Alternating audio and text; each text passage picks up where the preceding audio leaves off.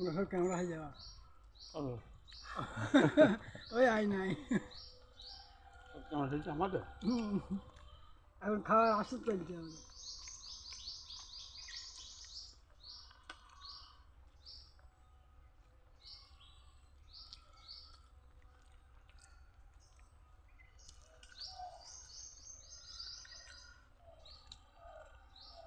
কলা পাতায় পাটি, কত সুন্দর পাতা আল্লাহ সৃষ্টি করেছে, কিছুই হয়েছে না।